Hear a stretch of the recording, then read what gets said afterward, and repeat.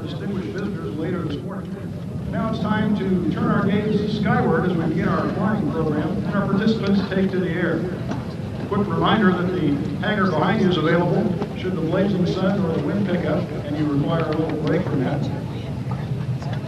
You saw behind me a pair of F-16 Fighting Falcons beginning their takeoff roll. The F-16s today are playing the role of the two FP-80s, which were used as chase planes for that historic mission of 50 years ago. The FP-80 chase planes were being flown that day by Air Force Lieutenant Bob Hoover, who was also backup pilot on the X-1. The other was flown by Mr. Dick Frost, the X-1 project engineer from the Bell Aircraft Corporation. Today's lead F-16 is in fact being piloted by none other than Bob Hoover himself. He's ably assisted today by our Vice Commander from the Flight Test Center, Colonel Jimmy Doolittle III.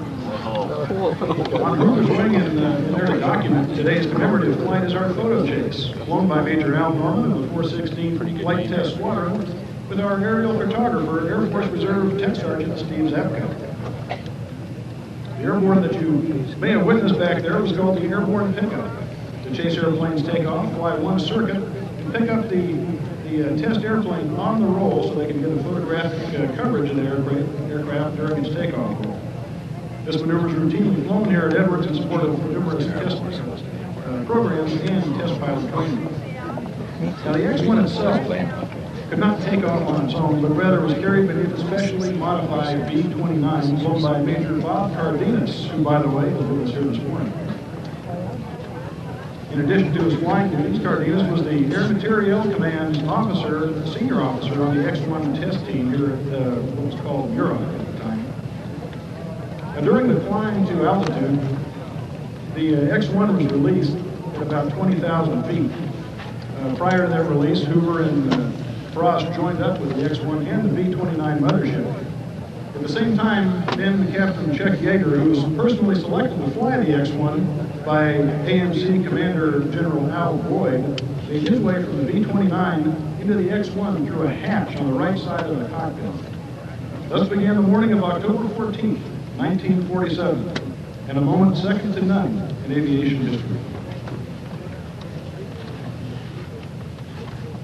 The B-29 that day took off from the 8,000-foot-long Muroc main base runway, still in existence and located just beyond the hangars behind me, not in front of you. We call that area now South Base, although at the time it was known as the Muroc main base. The Edwards main base complex, where we are now, was completed in the mid-1950s to accommodate the many and varied test programs of the blossoming jet age. Among the organizations that continue to support flight testing at Edwards are the test parachutists assigned to the 412 Operations Support Squadron. You'll be seeing them shortly, and I'd like to start by introducing them ahead of time. On the ground today and acting as drop zone controller and hailing from Mingo Junction, Ohio, is Staff Sergeant Bill Starr, a veteran of over 2,000 jumps. The first jumper you'll see, and flying smoke with over 3,000 jumps, is Master Sergeant Dennis Radar Wright, who's from Milwaukee, Illinois. Second jumper, and also flying smoke with over 900 jumps, is Master Sergeant Joe Cardenas from Palm Bay, Florida. The number 3 jumper is carrying the POW flag.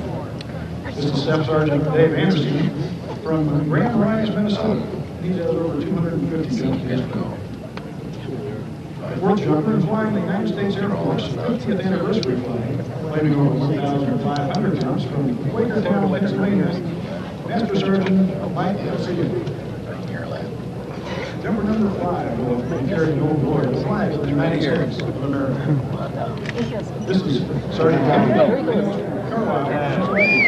You should be able to see the jumpers exiting the aircraft now.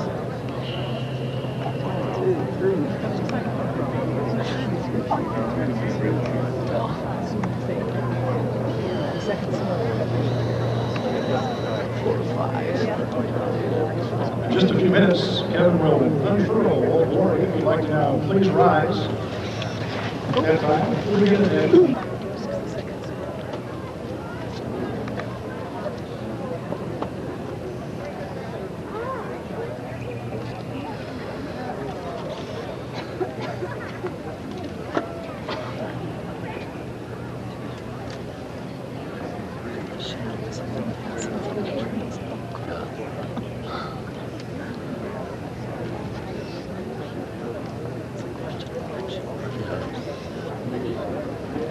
see one like this, and go zigzag. I see method.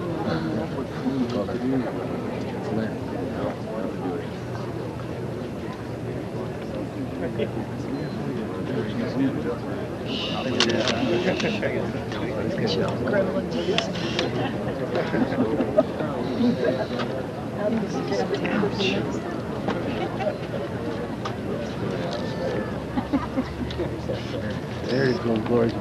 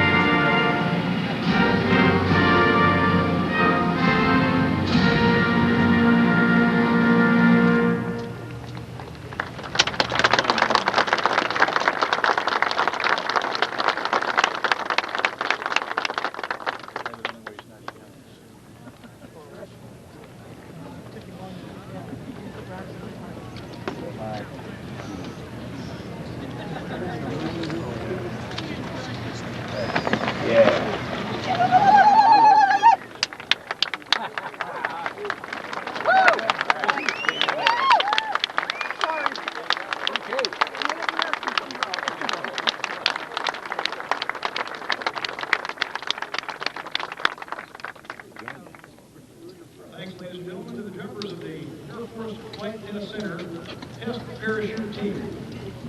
I'd like to introduce now a special performance, please have a seat, by the United States Air Force Academy Drill Team.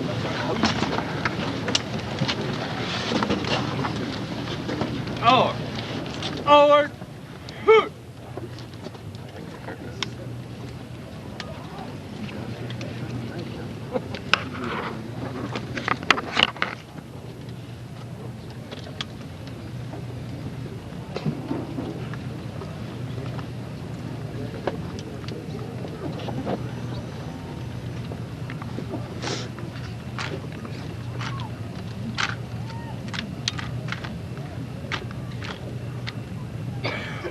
United States Air Force Academy Cadet Honor Corps as of 1998. Report ready for precision drill.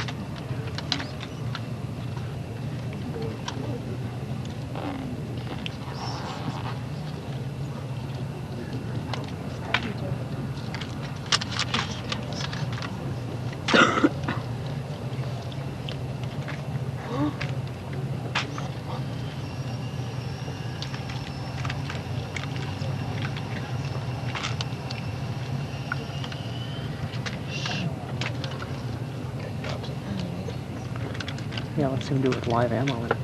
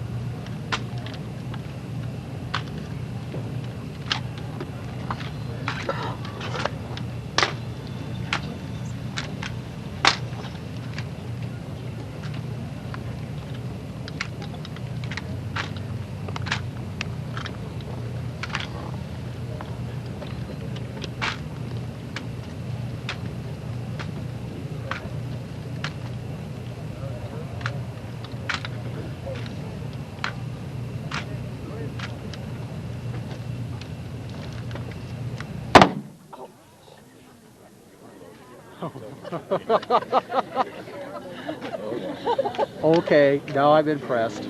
I admit, I was impressed.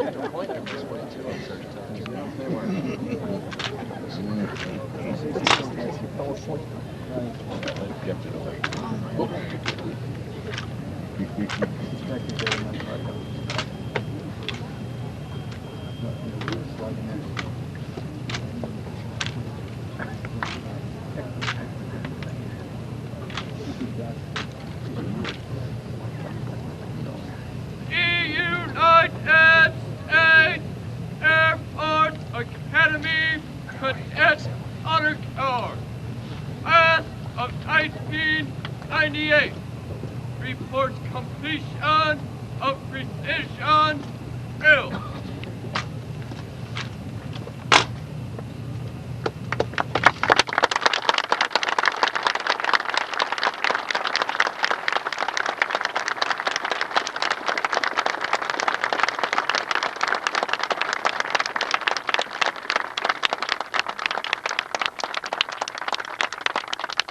And honor guard. I don't know about you, but I wasn't expecting that Supersonic boom for another 15 minutes or so. Once again, though, it is time to turn our eyes skyward as we approach the precise moment when 50 years ago today, Captain Chuck Yeager proved to the world that supersonic flight was indeed possible. The genesis for this test program was the Army Air Corps' need to resolve problems surfaced with their World War II fighters. Problems that could be traced to a problem called compressibility. Although the World War II fighters were predominantly propeller-driven, they were capable of flight in a transonic region above 0.7 Mach, or 70% of the speed of sound. But there were problems. At high speeds, pilots of these aircraft would suddenly discover the controls had frozen up, or worse yet, they'd reversed completely.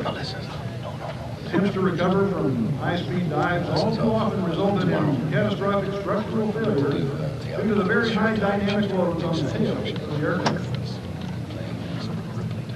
For a brief look off to the past, glance off to your right. Imagine the small arms fire and flash.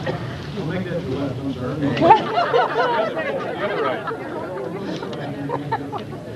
Imagine the small arms fire and flak trying to thwart an Allied air attack. And out of the smoke streams one of the stalwarts of World War II air superiority, a P-51 Mustang. All right. The P-51 Mustang is representative of this class of aircraft. The Mustang that we're seeing is called Tennessee and is owned and flown by Jim Beasley of Philadelphia, Pennsylvania. This airplane is painted in the original paint scheme of General Yeager's World War II Deputy Group Commander, the 357th Fighter. Jim Beasley's a civilian pilot. He's a physician and a lawyer.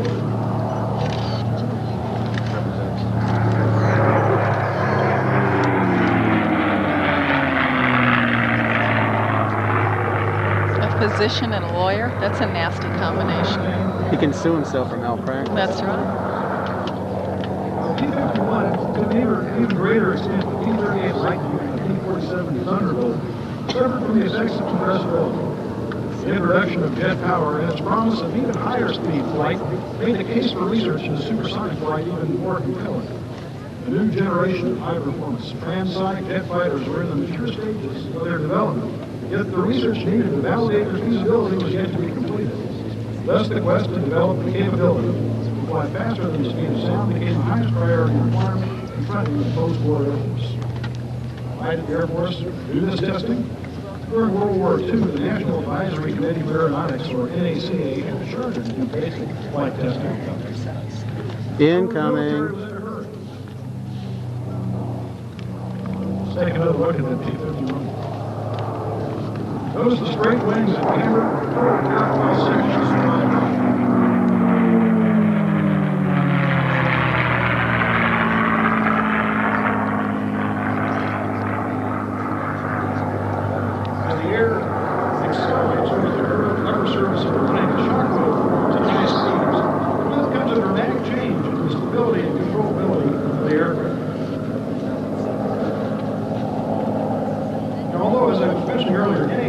Primarily the charter for doing basic flight research. The Air Force didn't have the funds following the war to support a contractor to run the test program.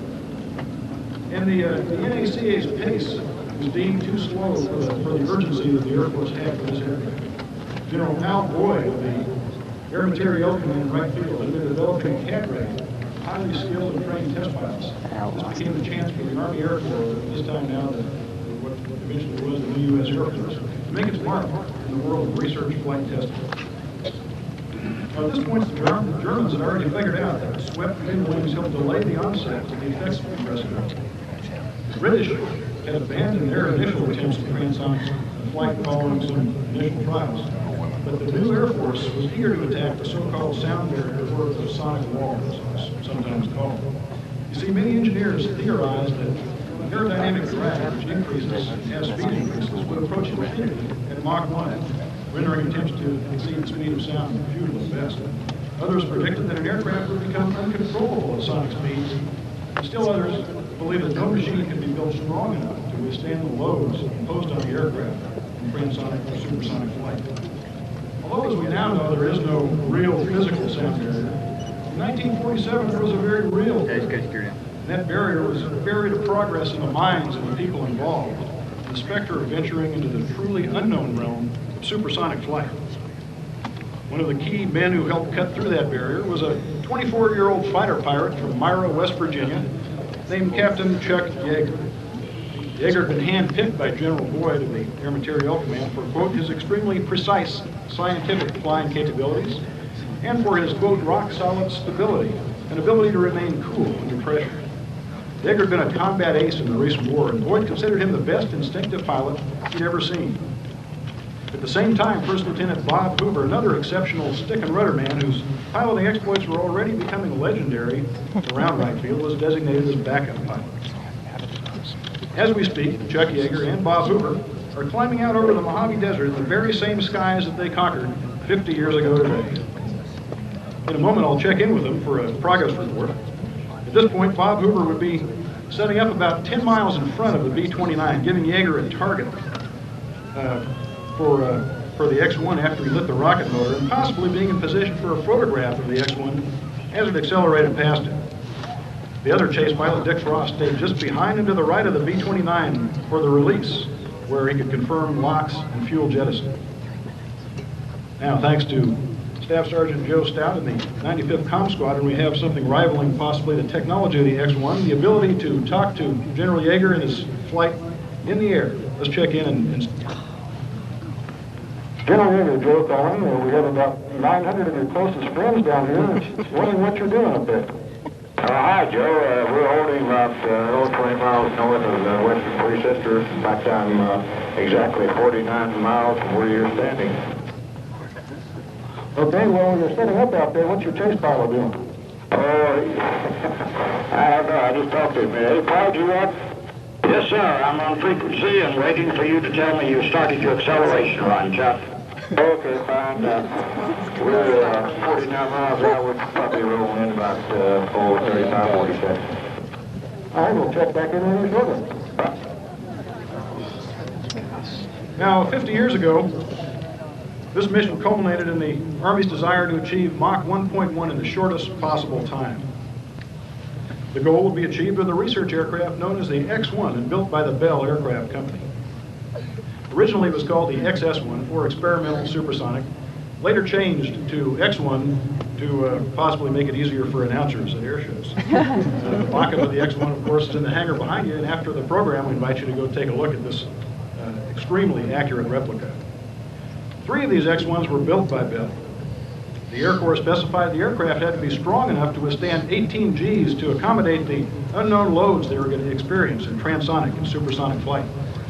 To accommodate this, the wing had to be exceptionally strong, and although it was known that swept wings were better aerodynamically to handle the drag of transonic and supersonic flight, the structural engineers needed a straight wing in order to accommodate the extremely high load factors that they expected possibly to have to achieve. The wing had to be very thin. It had a thickness ratio. There were 2 wings. One had a thickness ratio of 10%, the other 8%. The thickness ratio being a measure of the thickness of the wing. And the skin, it actually in points was a ½ inch thick, just the skin of the wing itself, to accommodate the thin wing and the high loads required. It was 10:29 in the morning, 50 years ago today, that General Yeager actually first went supersonic, and we're going to check in with him and see how he's doing. It's just about that time. All right, we're turning in 30,000 feet at about 29,000 miles. Well, General Yeager, let's just get your P-51 is passing by. It looks like we should just about be turning in right now. I'm turning in right now, Joe. Just running 97, 98. I'm 43 miles where you're standing. And we just went to Mach 1. Congratulations, Park. Okay, I see you on the ground, Park. I'm sure you'll see it when you pick us up on the way down.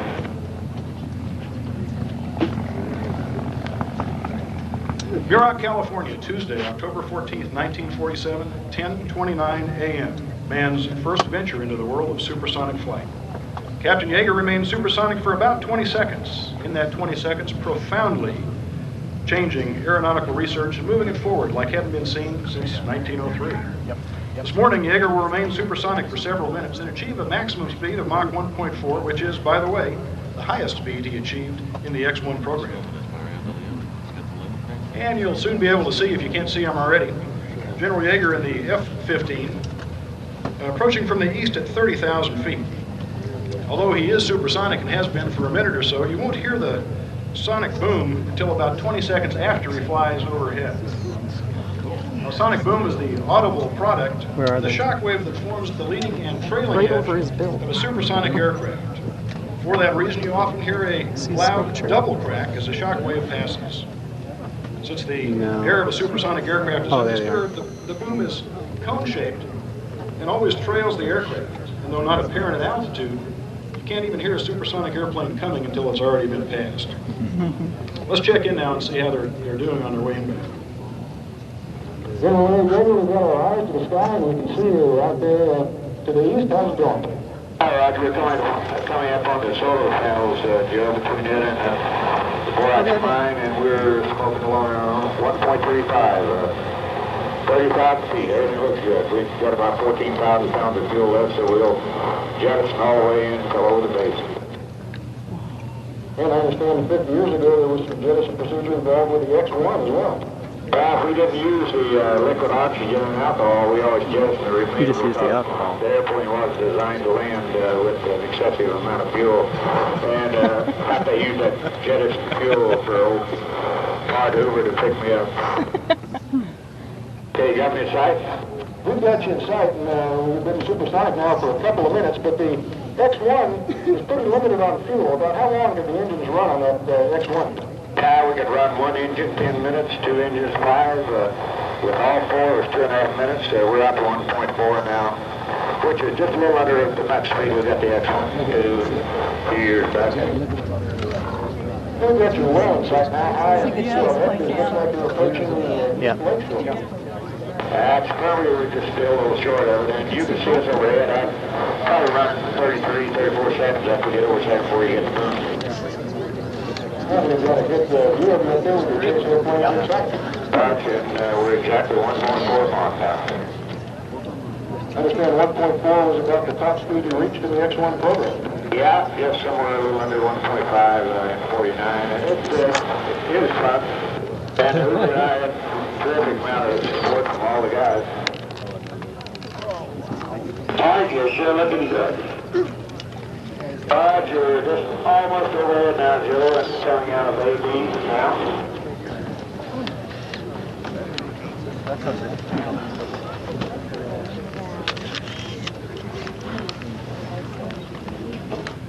Sonic boom should reach us any moment. We'll stand by.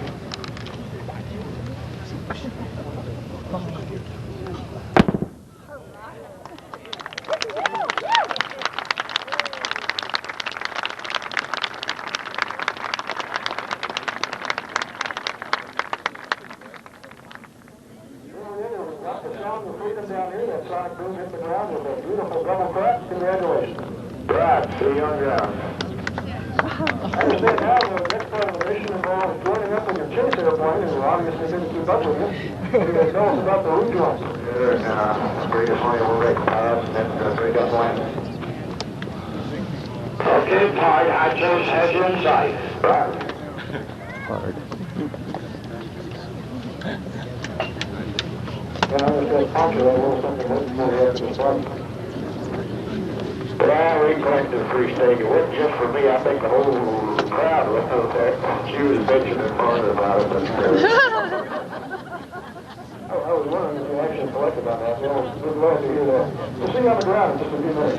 back to Hoover and studying the whole bunch, really. Oh, I'm sorry I wasn't there.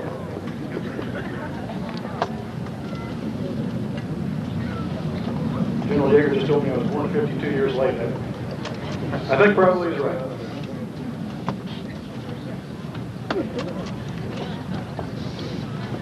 Now, the X-1, as we mentioned, was powered by a 6,000-pound thrust rocket motor with 4 individual cylinders. Each one of these cylinders could be ignited individually, so the pilot could select either 1,500, 3,000, 4,500, or 6,000 pounds of thrust. Loads involved, it was desirable to break the sound barrier at a fairly high altitude where the calibrated or indicated airspeed or dynamic pressure was the lowest.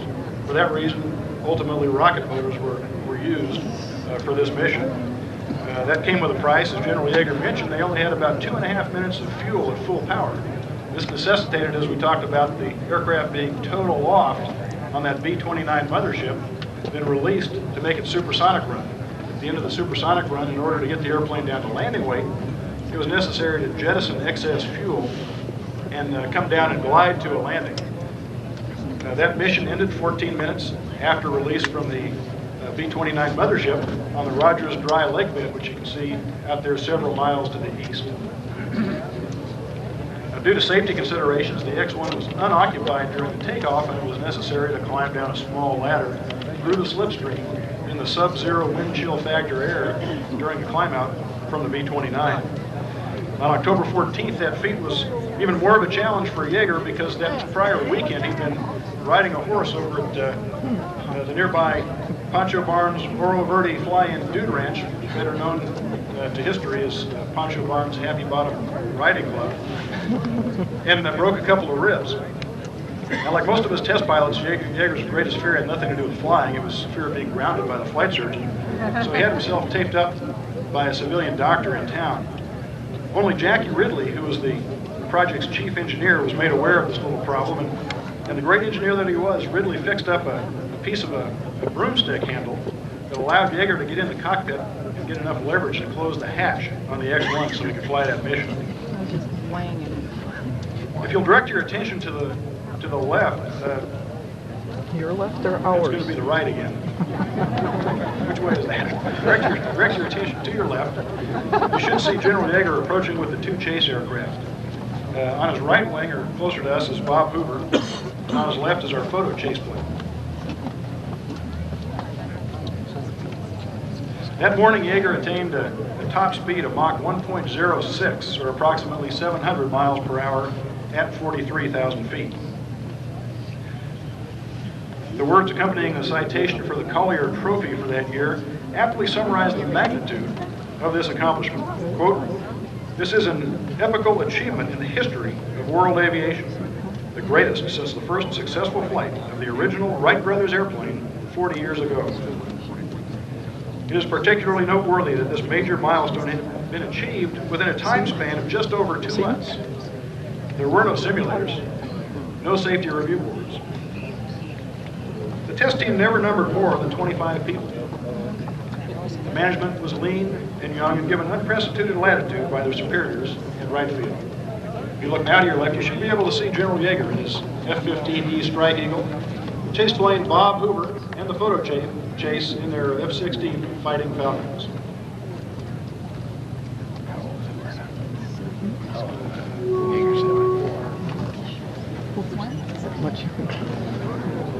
Yeager is ably assisted today by Lieutenant Colonel Kurt Elkin of the United States Air Force Test Pilot School. In the Chase F-16 with Bob Hoover, Which one of does the victory roll? Commander of the Flight Test Center, Colonel G.P. Newell III. And flying the photo chase airplane is Major Al Norman and Sergeant Steve Zapka.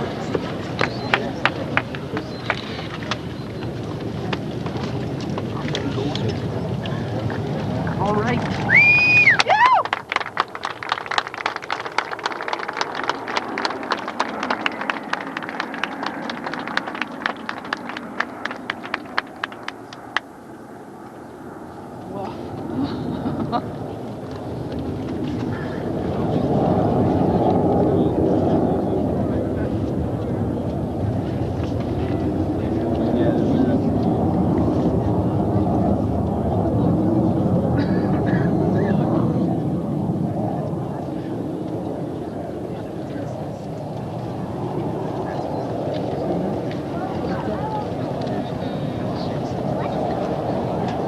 At this point, the X-1 light years ago, General Yeager will touch down just 11 minutes after reaching the speed of sound.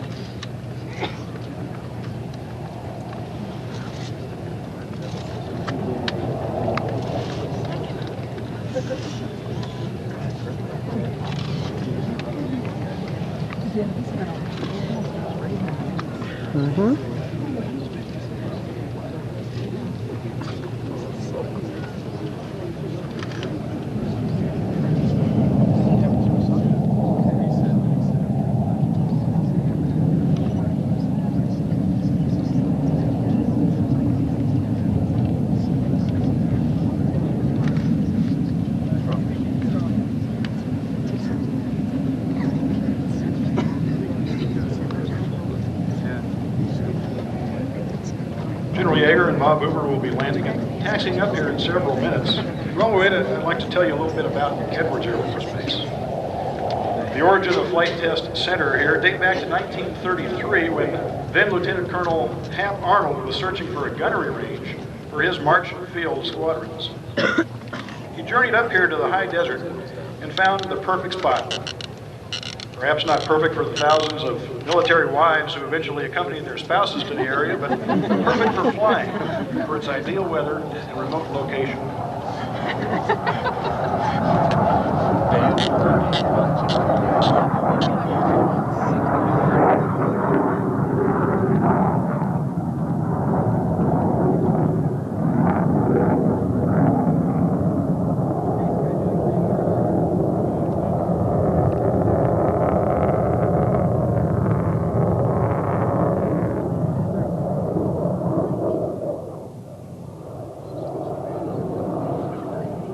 In addition, Arnold saw that what was the largest geological formation of its kind in the world, the vast 40 taxpayers. Throughout the war years, Iraq, as it was then called, served as a major combat training base. In 1941, the Materiel Division at Wright Field in Ohio established a permanent detachment in Iraq. Initially, this was used for testing remotely controlled weapons, or glide bomb X-1M at the same location.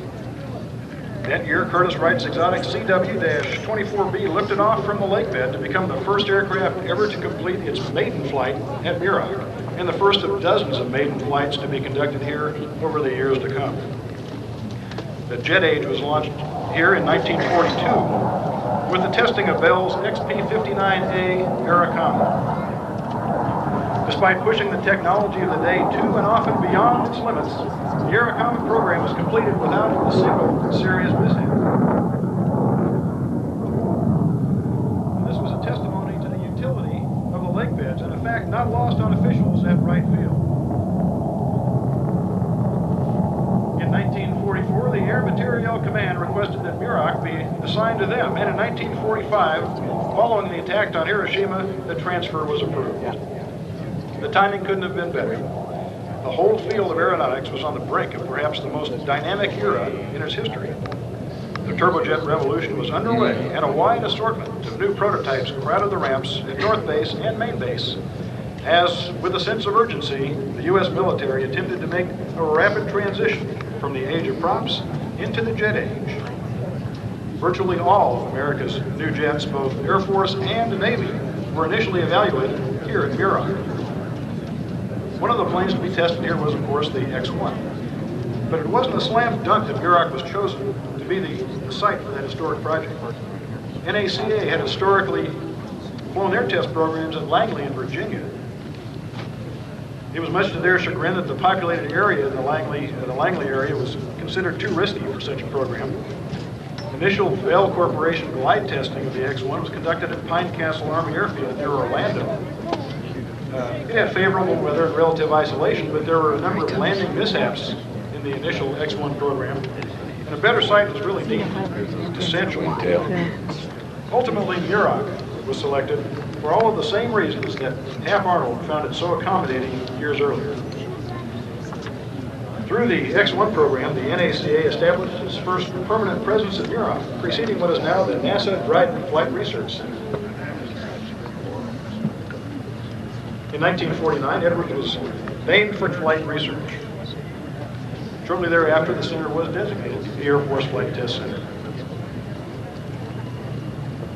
The test pilot school was moved from Wright Field in 1951, a school, by the way, that General Yeager would eventually command.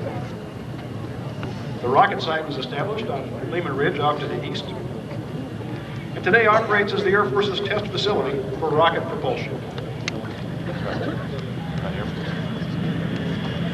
But the story really is about the people. General Yeager and his team paved the way for military test pilots to fly research programs on the cutting edge.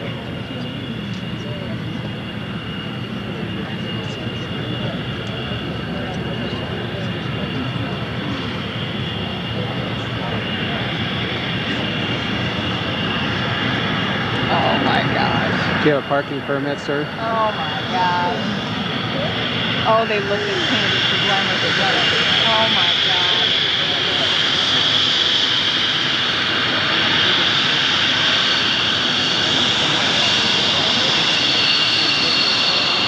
Cameras, run it on the nose.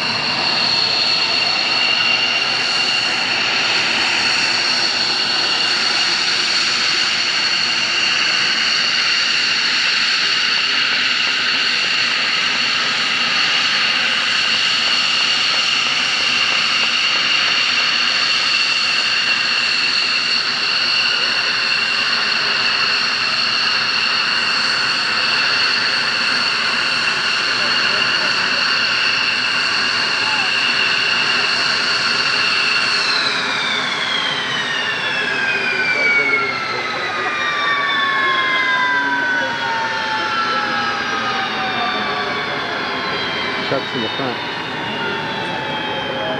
Get the logo.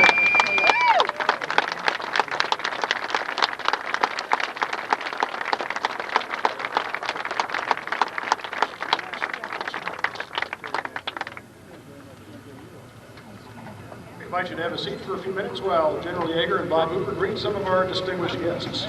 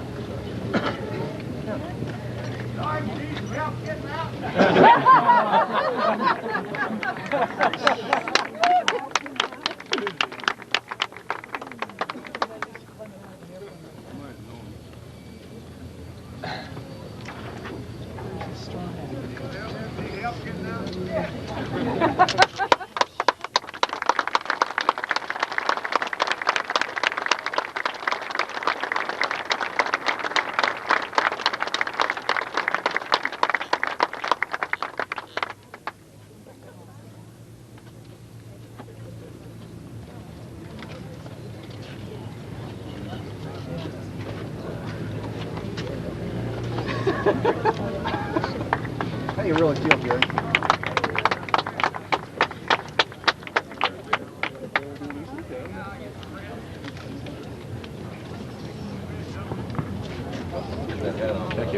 There it is.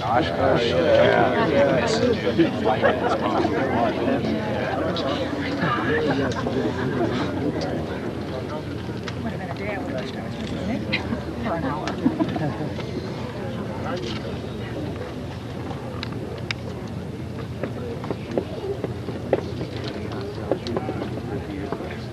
Oh, yeah. Should have rode back on the wing.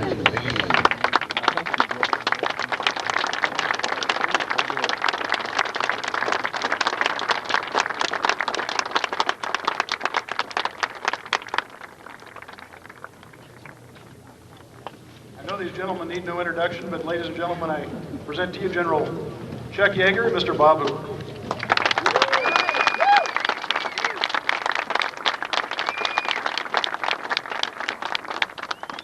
Madam Secretary, General Newton, General Engel, and my great IP, Jim Doolittle, I want to thank all of you for this opportunity to be here with Chuck to commemorate this historic event.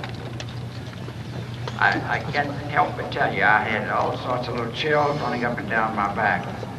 50 years ago today, it was a very exciting experience to have Chuck go by me on that first supersonic flight. It's a memory I'll have forever. Chuck, your turn, my friend.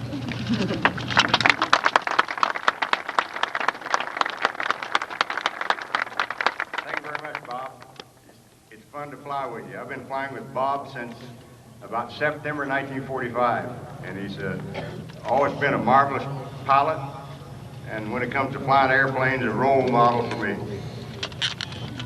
Now, I may talk a little bit here because it's hard to cover 55 years of flying in just a couple minutes.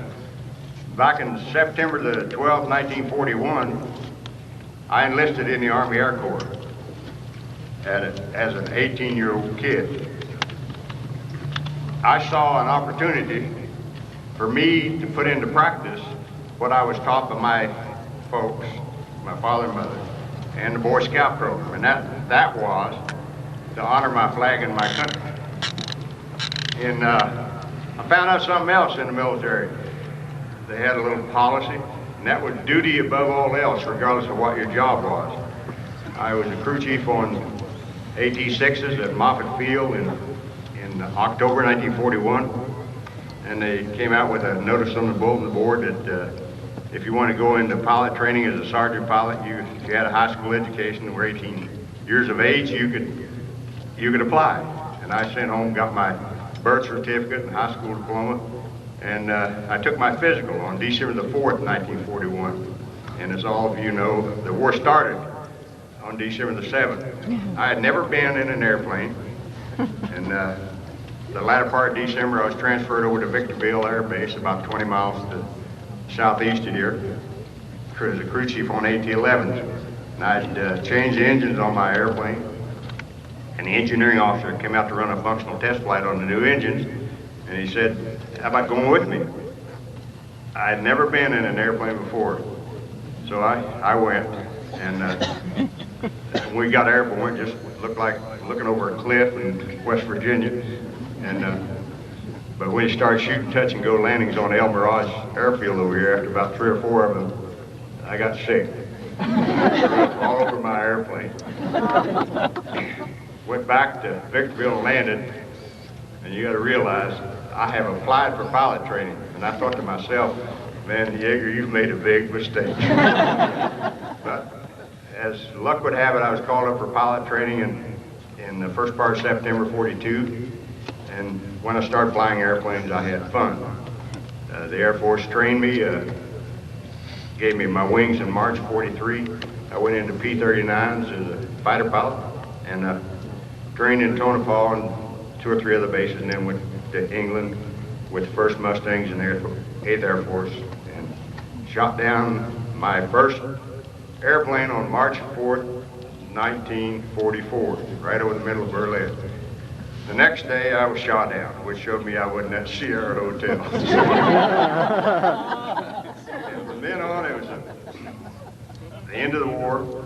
I came home and was assigned to Wright Field as a maintenance officer, and that's where I met Bob Hoover, of course. And I was lucky enough to be allowed to go to the test pilot school.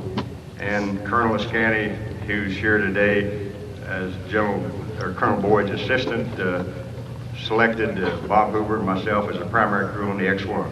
And the rest is pretty much history. I served my 34 years and so in the Air Force and retired in 1975, and have been lucky enough to be allowed to fly as a consultant test pilot by not only General Engel, but the previous Flight Test Center commanders, and I've enjoyed it immensely. I worked a lot on weapons management systems. I did a lot of work on the Block 40 F-16Cs and auto terrain following, on the Block 52s with laser ranging and infrared zoom systems. I got to work on the F-15E and the auto terrain following, and many, many programs. It's been fun.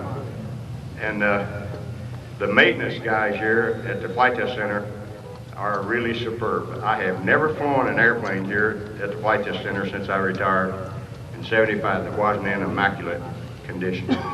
And just like that finely tuned F-15, we smoking out the day, everything just works beautifully on it. And since I've been flying in the front seat of Air Force airplanes now for 55 years and 1 month, General Engel, I'm going to give you back the keys to all your airplanes. The T-38, F-16, the 707s, KC-10s, C-141s, and even the mighty Sherper. Now you notice, I didn't mention the F-15. With your permission, I'll keep this finely tuned F-15 and fly in the air show next Saturday and Sunday in our open house, and give you back the keys to it, because I think I've been at this long enough.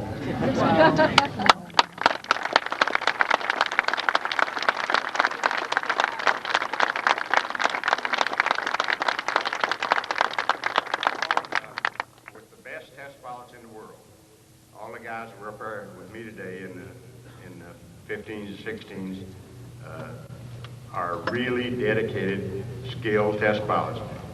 I've flown with guys who know more about the weapons management systems and the weapon systems on these F-16s and F-15s than the manufacturers themselves, because they're the guys that use it. And it's been a pleasure flying with those guys because they keep me out of trouble. And I have but one final word to say, and what I can say is that what I am, I owe to the Air Force.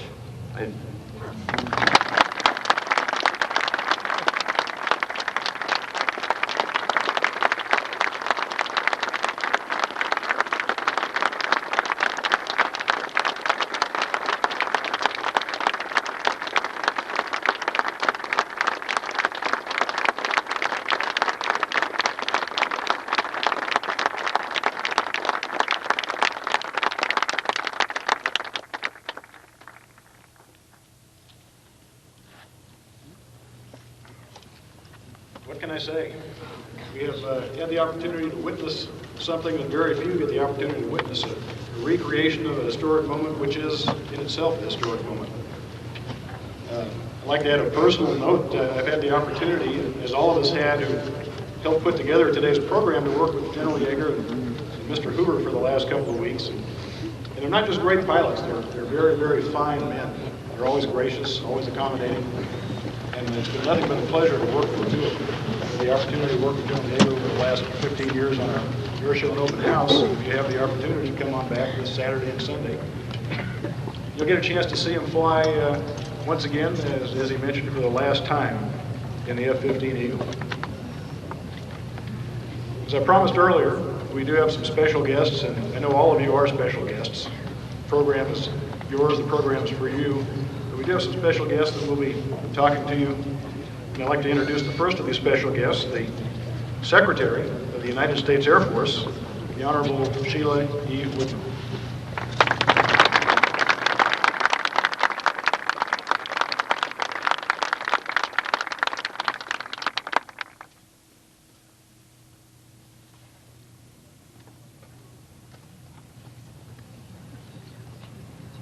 Thank you very much. What a memorable day.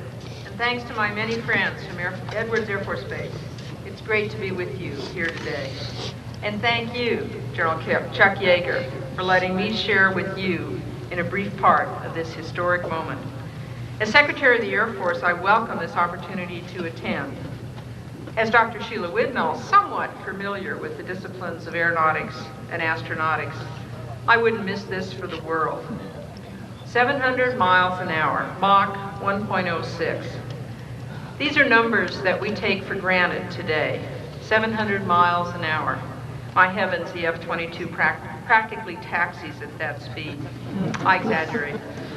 Although not by much, as our honored guest, General Chuck Yeager, will attest.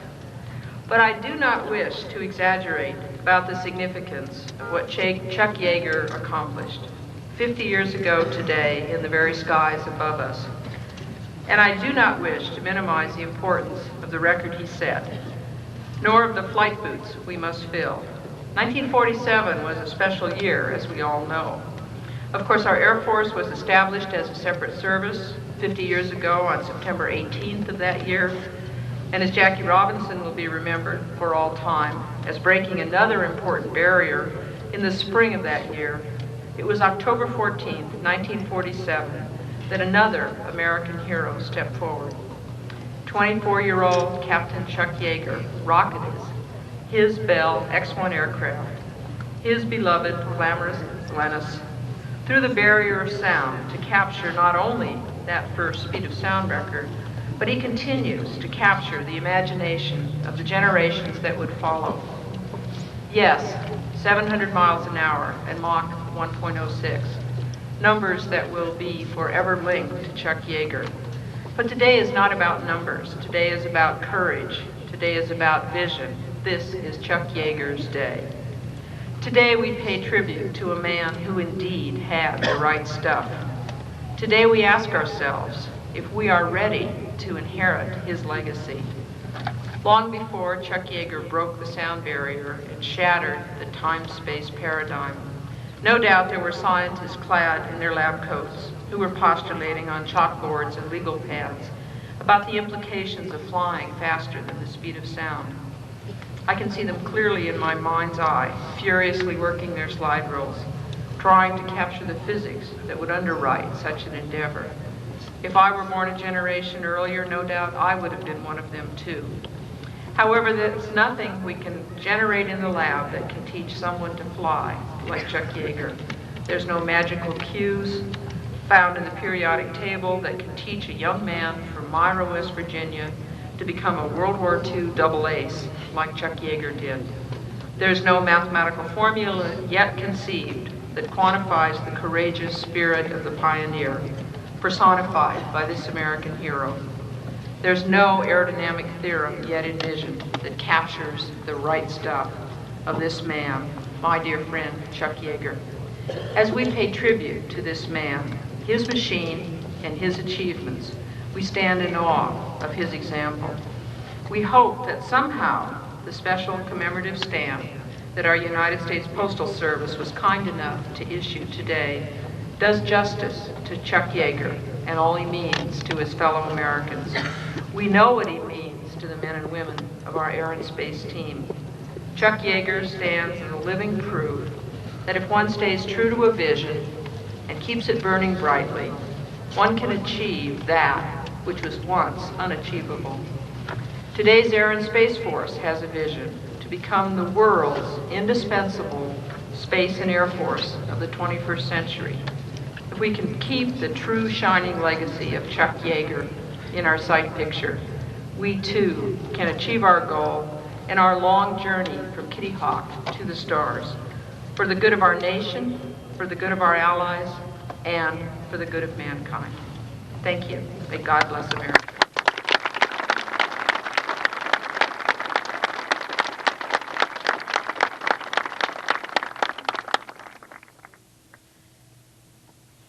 Thank you, Dr. Widnall. At the beginning of Dr. Widnall's tour as the Secretary of the Air Force, Edwards Air Force Base was one of her very first stops, and it is with considerable sadness that we're going to have to probably make this her last stop as Secretary of the Air Force, as she'll shortly be leaving that position. But we're pleased to have her here at Edwards as she gets ready to finish up her tour as the Secretary. Our next speaker, another very special guest, is the Commander of the Air Education and Training Command, General Lloyd W. Fig Newton.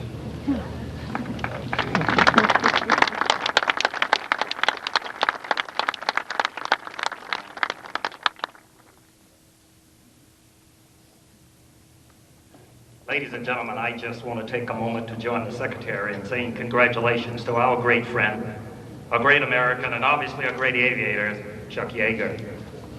Chuck, folks like myself who wear this uniform, and well as all of the men and women in uniform from all of the services, and particularly those who fly, will always have you and this particular day in mind as we slip the shoaly bonds of Earth once again. It is men and women like you who've gone before us in our careers who made the Air Force the great air and space force that it is today. And many of your friends and colleagues are here today to join us in saying a warm and hearty congratulations to you on the work that has been so well done for so many years. Let us say thank you very, very much.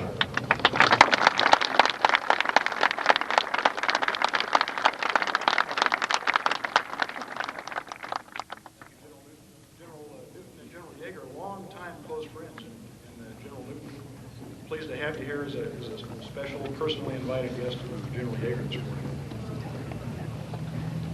Next, a word from the Acting Administrator of the National Aeronautics and Space Administration, retired United States Marine Corps General John R. Daly.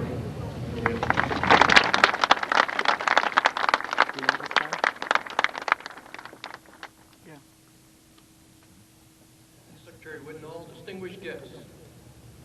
I believe that this gathering here today challenges that aviation axiom that says there are old pilots and there are bold pilots, but there are no old, bold pilots.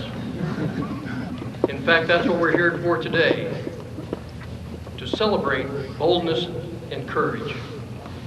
As a pilot, I've considered it a great privilege to have had the opportunity to participate in this, the first century of flight.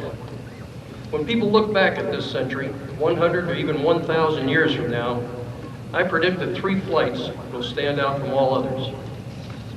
The 1903 flight from Kitty Hawk, the 1969 flight to Tranquility Base, and the first supersonic flight, which bridges the gap between them. As we gather to honor this great event, on behalf of NASA, I am proud to offer hearty congratulations to General Chuck Yeager. 50 years have not dimmed the significance of what you did for the country. It was a team effort, to be sure, but there was only one seat on the pointy end of that X-1. From all of us, thanks, General. It took the combined efforts of an Air Force industry NACA team to make this milestone a reality. I wondered if the passage of time had somehow changed the way we remembered the history of the X-1. How much teamwork was there really? Ken Soleil showed me a copy of the 9 January 1948 Air Force report. It was report number 1 on the X-1 aircraft. There on page 17 was a handwritten note in the margin. It said, Captain Charles E. Yeager, as he gave his report on the operation of the XS-1 airplane, departed from the text to give a tribute to the NACA people at Muroc. Today, I'd like to echo the salute to that small team. Walt Williams headed the NACA technical team, the newly named Muroc Flight Test Unit, which supported this effort. I wish Walt were still with us so we could honor his efforts as well. It took that combination of talent to make this great event happen. I think Colonel Boyd, who was Captain Yeager's boss, summarized it best. He said the combination of talent served 2 purposes. First, the Accelerated Air Force program permitted a rapid exploration of the capabilities of the X-1 to the highest speed attained.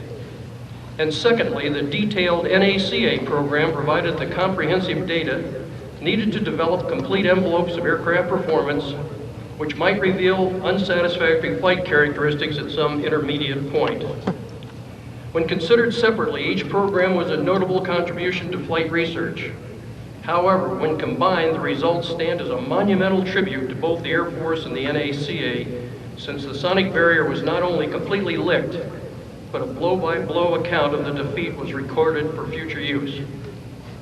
Today, it is the combined Air Force Flight Test Center and NASA Dryden Alliance which carries the tradition of teamwork forward into the 2nd century of flight. 50 years ago, experimental high-speed, high-risk supersonic flight became a reality. When the sound barrier fell, some technological barriers fell with it. But supersonic flight is still expensive and limited. Today, NASA is striving to eliminate the technological barriers to affordable supersonic travel. Our goal is to reduce the travel time to the Far East and Europe by 50% at today's subsonic ticket price. We plan to do this by once again removing the technology barriers that stand in the way in the pioneering spirit of the X-1. This breakthrough work will move our country forward so that children being born today will grow up in a world where supersonic airline flight is commonplace. Once again, congratulations to General Yeager and the entire team, and thank you for setting the course. Thanks very much.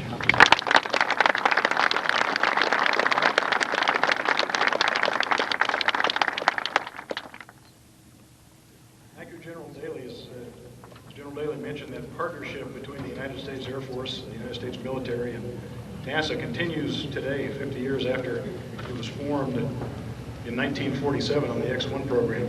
I myself was privileged to work extensively on the AFB F-16 program, one of the typical of the joint programs work between NASA and the United States Air Force. Our next presentation is a very special one. For that, I'm pleased to introduce the Chief Marketing Officer and Senior Vice President of the United States Postal Service, Mr. Alan R. Kane.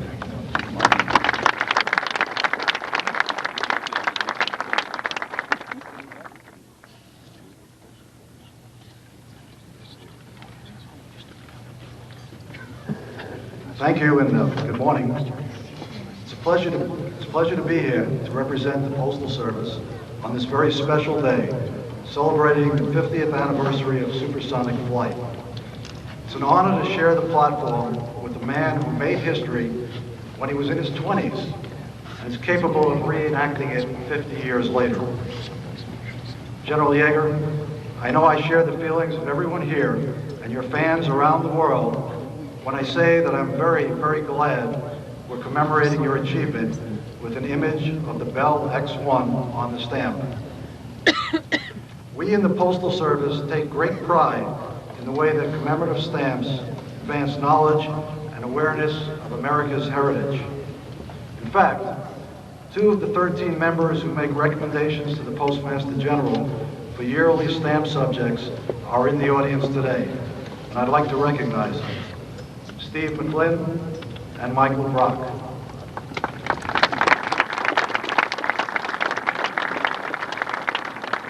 Since the Postal Service issued its first commemorative stamp in 1893, that's 1893, stamps have celebrated many important themes. They've marked the milestones, the fundamental principles, and the extraordinary achievements that have shaped this country. In fact, postage stamps are often called our nation's calling cards because they focus national and even international attention on subjects our country regards with respect and affection. For all of us who cherish the image of airplanes in flight, 1997 is a historic year. Last month, the 50th anniversary of the Air Force was celebrated with a stamp featuring the inspiring image of the Thunderbirds flying the F-16 Fighting Falcon. In July, we issued a sheet of 20 classic American aircraft stamps featuring planes from the earliest days of flight to modern jets. Today, we're recognizing another great moment in Air Force and aviation history.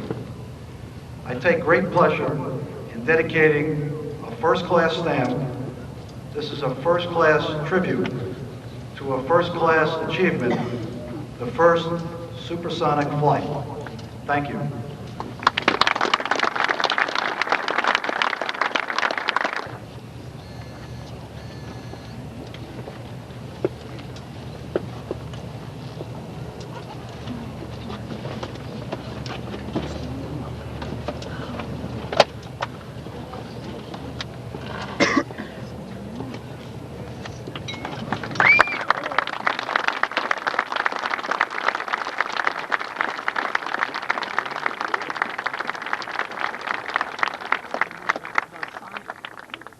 Sign it, Chuck.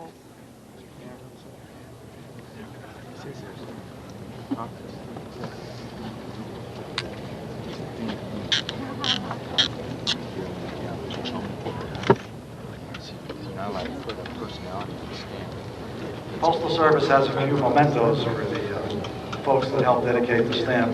First, General Yeager. That was one of my jobs, working with the Postal Service.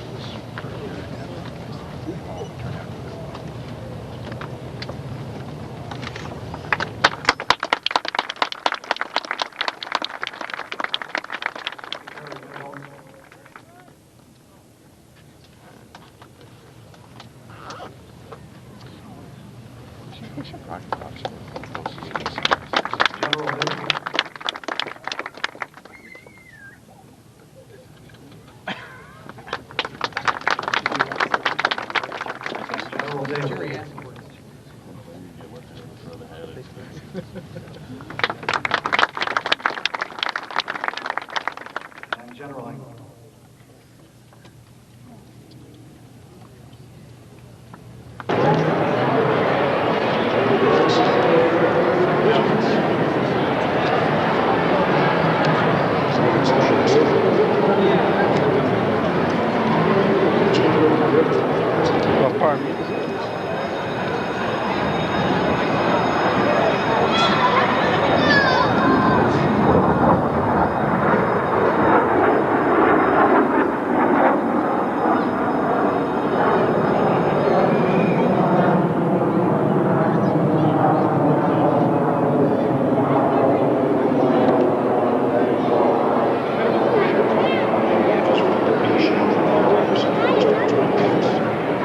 Execution.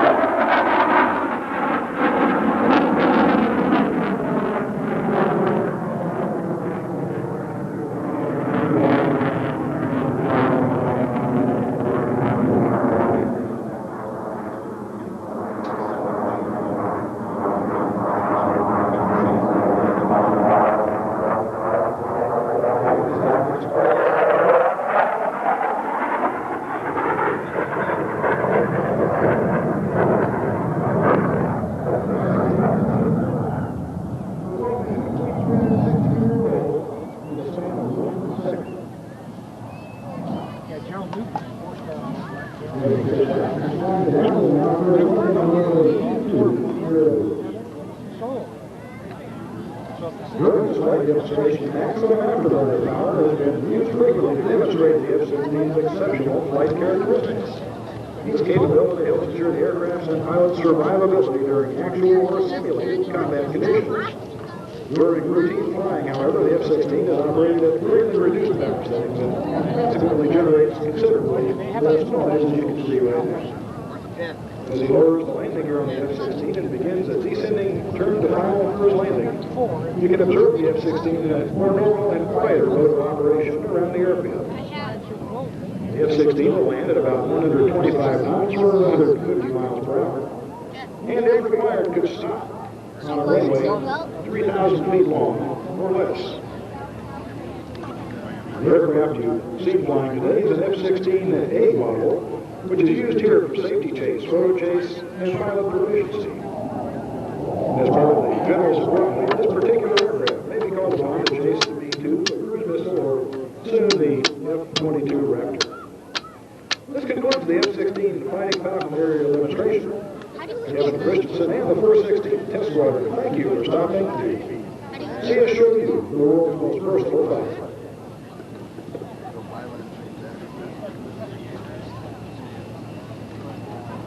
It's right there, they have a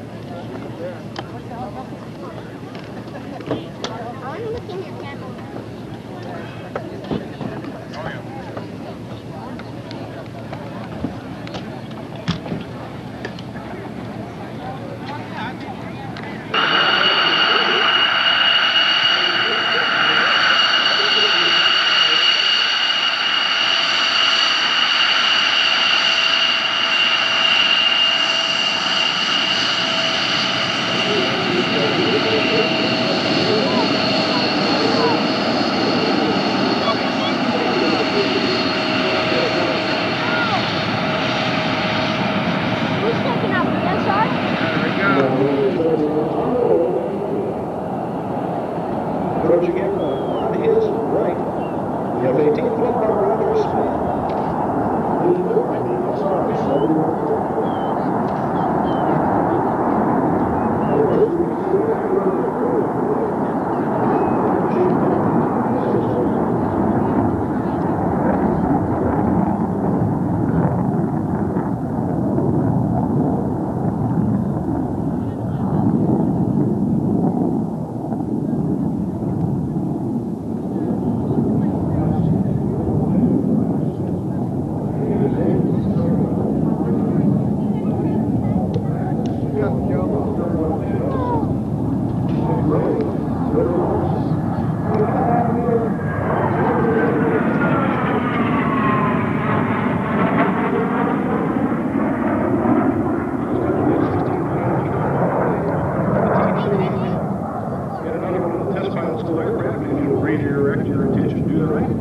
Right, Joe. 53 Sherman.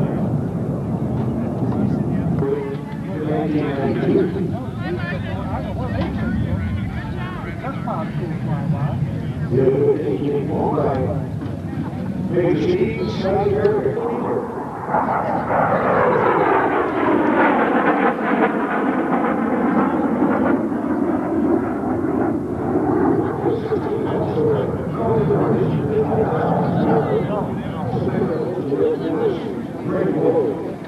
We don't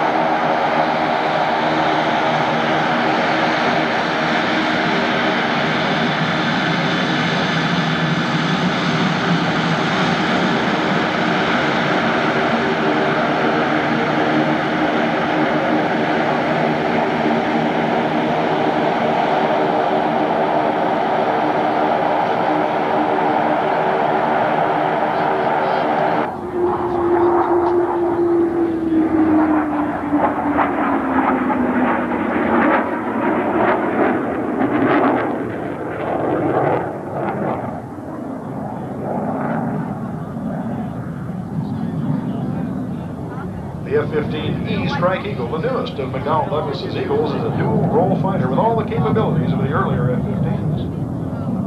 In addition, the F-15E can carry over 24,000 pounds of air-to-ground munitions. The pilot and backseater share the work of avoiding ground and avoiding air defenses.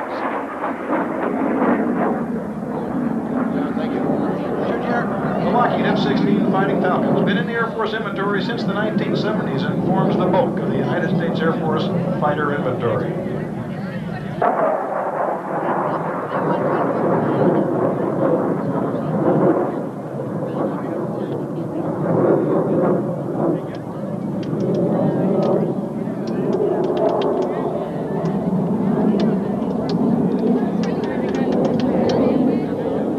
A fighter demonstration would not be complete without a look at their combat capability. So they're going to shoot each other down. Our fighters are repositioning to the run-in from the south, where they'll come to an initial point towards the target as they perform a crossover turn, switch positions designed to confound enemy gunners, and approach their action positions. It's Brewdog Brewer now on your right, and Roscoe Tanner on the left.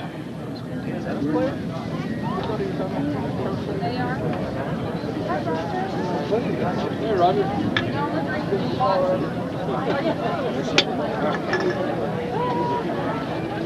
The aircraft action by a 30-degree turn away from each other and enter what's called the pop maneuver, where they bring the nose up and begin their rolling onto the target to bring their weapons to bear.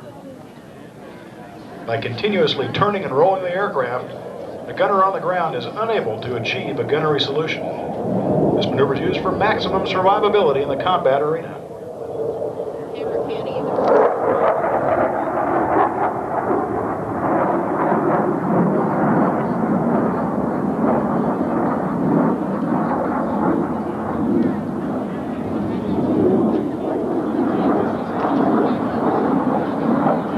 Onboard radars and digital fire control systems allow pinpoint accuracy of the aircraft's weapons.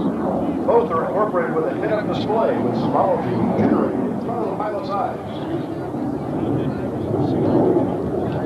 Ground targets are continuously updated via the aircraft's radar and avionics computers using accurate ballistics information from the weapon selector.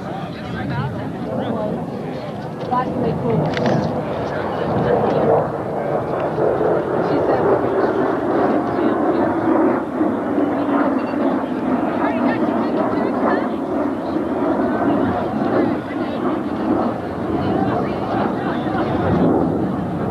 Ladies and gentlemen, the F-15, F-16 fighter demonstration. Thank you to the 445th Test Squadron and the 416th Flight Test Squadron for their F-15 and F-16 demonstration this afternoon. 38. And they have a mock meet. I'm fine. Went from Paris.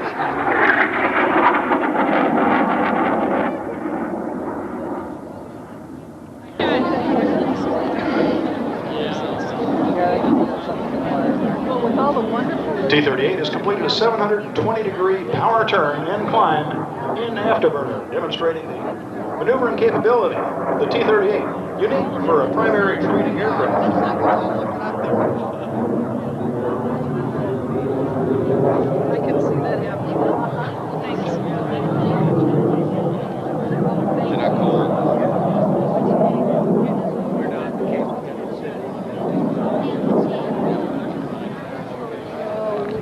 Be quiet up there. You gotta go over that way. Okay? Alright, tell my mom where I am. Okay.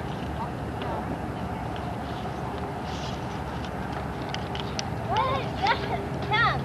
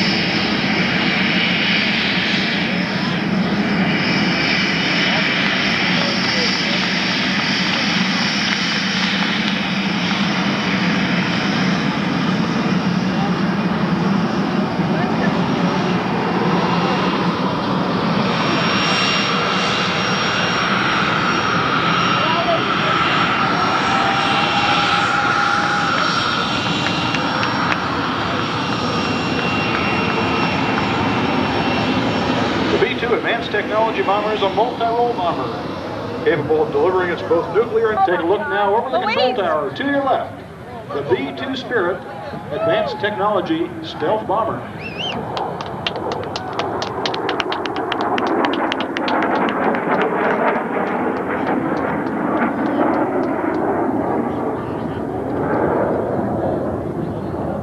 As with the F-117, the B-2's stealthiness comes largely from its physical shape.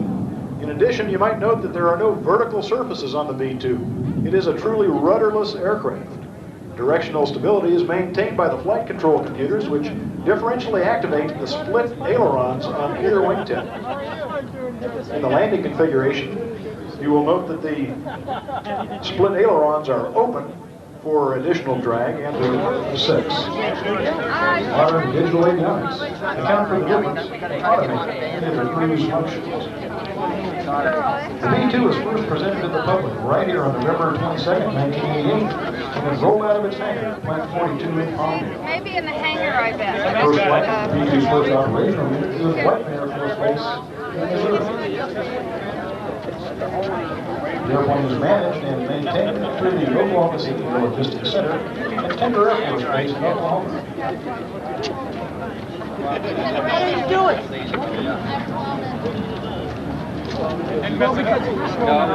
And take a look now low and to your right. Once again, the B-2 Spirit, stealth bomber.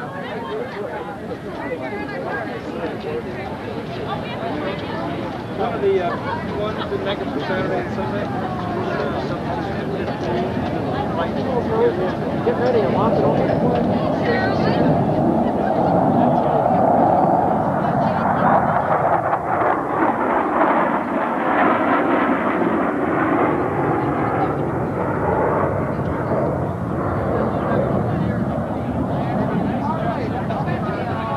As we went by, I hope you look at the open bomb bay doors of the B-2 is capable of carrying its extensive array of ordnance.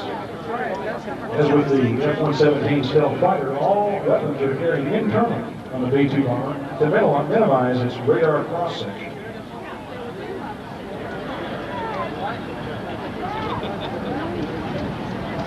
The B-2 has intercontinental unrefueled range with tanker support and fly around the world non-stop.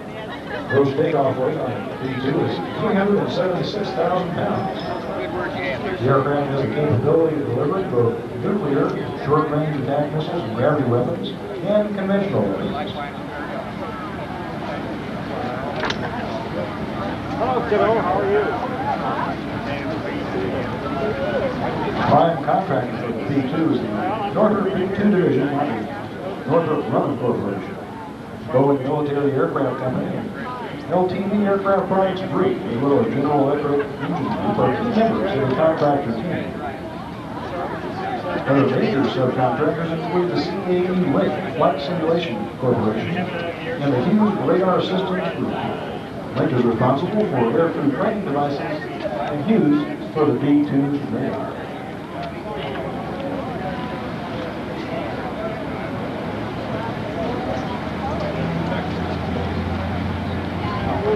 Over 200 computers control and integrate functions on the B-2. Can I have the keys to the car?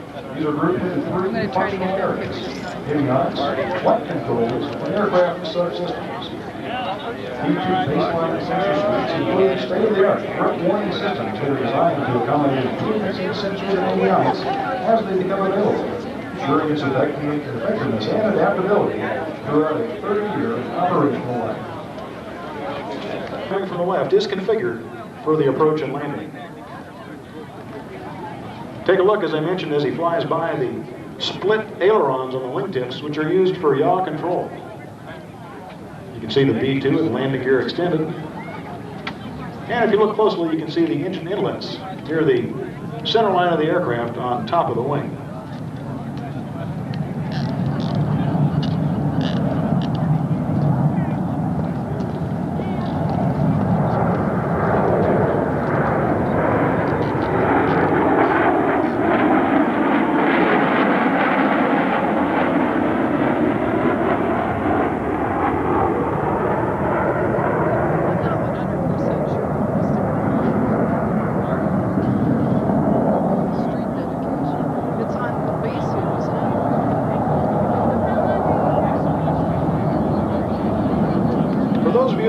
pilots, you might be interested in one of the more unusual flight characteristics of the B-2. Since the aircraft has no vertical tail surface, it's capable of sustained side slips without any bank. A conventional aircraft landing or taking off in a crosswind requires that you be banked into the wind so that the aircraft aligns with the runway. The B-2 is capable of aligning itself with the wind by dialing in the crosswind component without any bank angle, since there is no vertical component or vertical surface on the aircraft.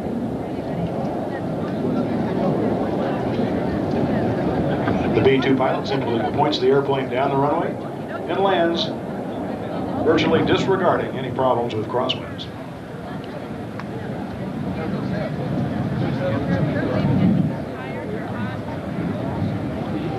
As I mentioned earlier, the B-2 took off this morning and flew a complete test mission. They've been airborne for about 5 or 6 hours now, and will be landing and returning to their test site at the South Base area.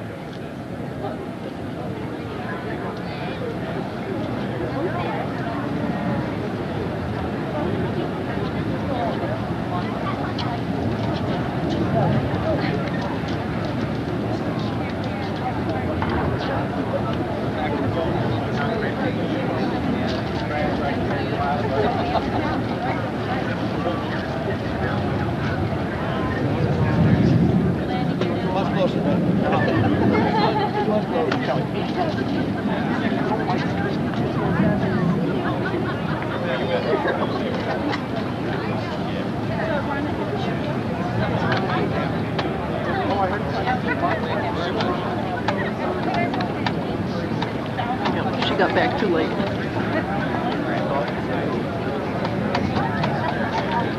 Ladies and gentlemen, Captain Chris Moss and Major Scott Newman of the 420th Flight Test Squadron, thank you for joining them in their B-2 flight demonstration this afternoon. In about 10 minutes, we'll have a chance to get one more look at that SR-71 Blackbird. Meanwhile, sit back and relax and enjoy the show and visit our displays in the hangar behind the flight line area.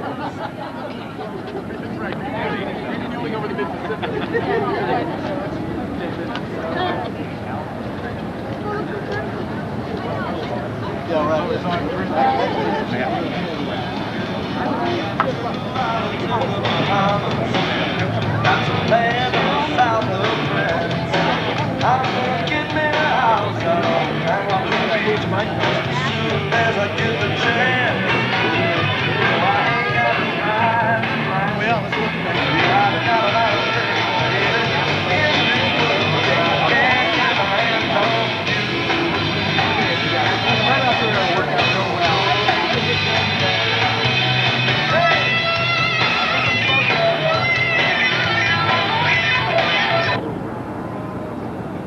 It works with the National Aeronautics and Space Administration. He's a test pilot here at the Ground Flight Research Center.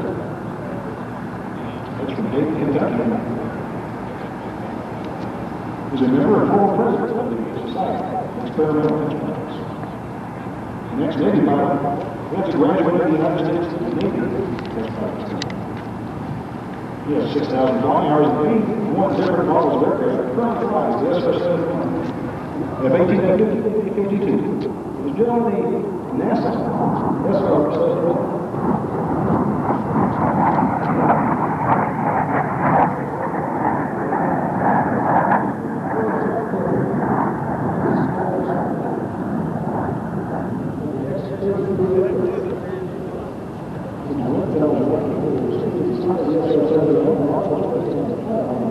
The